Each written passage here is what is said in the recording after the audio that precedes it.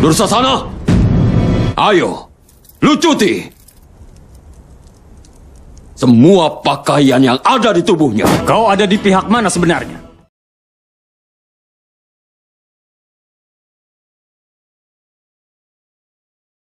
Istana ini yang tenggelam dalam kegelapan.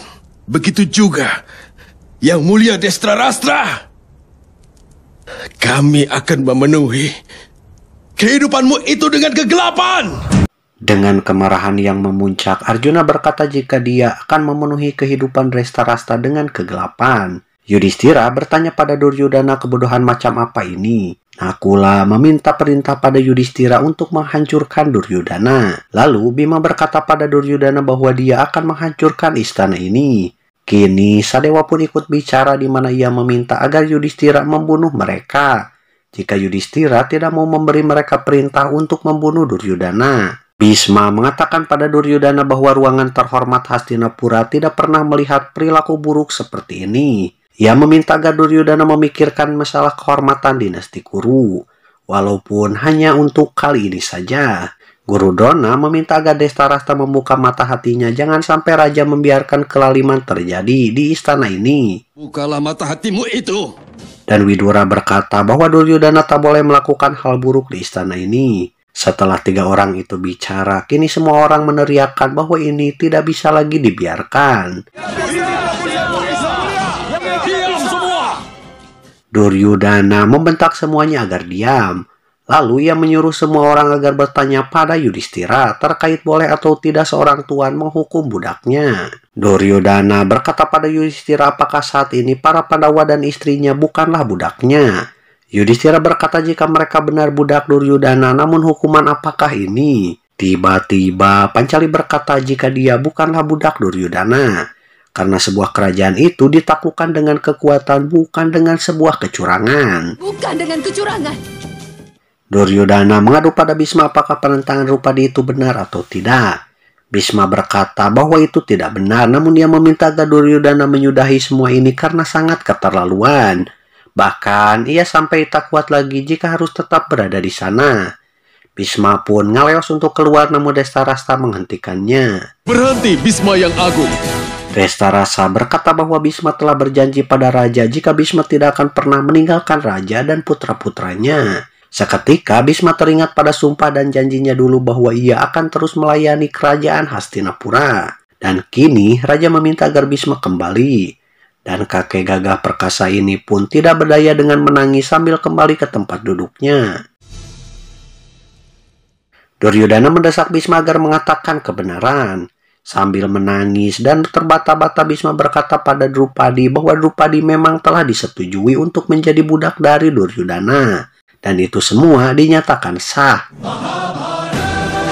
Setelah Bhisma berkata demikian, kini Widura berkata pada Duryodhana bahwa cara menghukum budak dan pelayan telah diatur dalam undang-undang Hastinapura. Dan melucuti pakaian seorang budak di hadapan semua orang jelas tidak tercantum dalam undang-undang. Apa hukumannya kalau mengangkat senjata di istana? Kini karena bertanya pada Widura apakah dulu mereka dilucuti senjata di Indrapasta sudah sesuai dengan hukum berdasarkan undang-undang. Itu jelas tidak sesuai. Namun hanya demi menghina para kesatria maka senjata mereka diambil. Karena menanyakan kenapa saat itu Widura hanya diam saja. Kesatria. Tiba-tiba Pancali menanyakan apakah mereka kesatria. Jika karena seorang kesatria maka seharusnya ia berada di medan perang bukan malah menyaksikan penghinaan ini. Di hutan ada banyak kera yang memiliki bulu di kepalanya, namun kera itu tak satu pun yang menyebut dirinya sebagai singa. Drupadi! Jangan mendebatnya. Karena pun sangat marah, namun dia dihentikan oleh Guru Drona yang kemudian berkata pada Duryodhana bahwa istana ini tak akan membiarkan seorang wanita dihina seperti itu. Keponakanku. Kini Sangkuni mulai bersandiwara lagi. Ia meminta agar Duryodhana melupakan keinginannya untuk menelanjangi Drupadi di hadapan semua orang. Sangkuni berkata bahwa saat ini tak ada yang mendukung mereka. Ia meminta agar Duryodhana mengambil simpati Bhisma dan juga Guru Drona agar suatu saat nanti mereka berada di pihak Duryodhana dalam sebuah pertempuran. Jadi bawa mereka di pihakmu supaya di masa depan nanti mereka akan menghunuskan senjatanya hanya atas perintahmu saja. Akhirnya Duryodhana pun mengerti. Ia mulai berkata pada semua orang jika dirinya bersedia melepaskan Drupadi. Namun dengan syarat bahwa semua orang yang ada di istana itu harus memohon, juga menyerahkan senjata mereka pada dirinya. Duryodhana meminta agar Guru Drona, Bhisma, Perdana Menteri Widura, dan juga para Pandawa memohon pada Duryodhana dan harus memohon. Kalian semua harus memohon. Tanpa banyak pikir lagi, Bhisma langsung berdiri dan kemudian memohon diikuti Guru Drona. Widura bahkan para Pandawa pun mengikuti Bhisma dengan memohon pada Duryodhana. Para Kurawa mulai tertawa puas. Lalu Bhisma berkata jika mereka semua telah memohon dan rela menyerahkan senjata. Namun ia juga punya permintaan, yaitu agar Duryodhana segera melepaskan Drupadi. Aku memang sudah janji akan memikirkannya. Duryodhana berkata jika ia telah memikirkannya, namun keputusannya tetap dia tidak akan bisa memaafkan Drupadi. Semua orang mulai menunjukkan ekspresi kecewa. Lalu Duryodhana kembali meminta agar Dursasana mulai melucuti semua pakaian yang digunakan Drupadi. Dursasana, ayo, lucuti semua pakaian yang ada di tubuhnya. Dursasana bergegas menghadap Drupadi. Namun tiba-tiba ia dihentikan oleh adiknya yang bernama Wikarna. Ternyata Wikarna ini adalah satu-satunya orang di pihak Kurawa yang masih memiliki kebenaran. Oh, ada di pihak mana sebenarnya?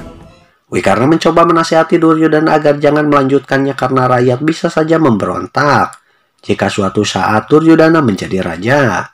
Selain itu, kesatria yang dilucuti senjata dan wanita yang ditelanjangi itu adalah dua hal yang berbeda. Wikarna berkata bahwa Pancali itu adalah kehormatan dinasti Kuru. Adalah kehormatan dari dinasti Kuru.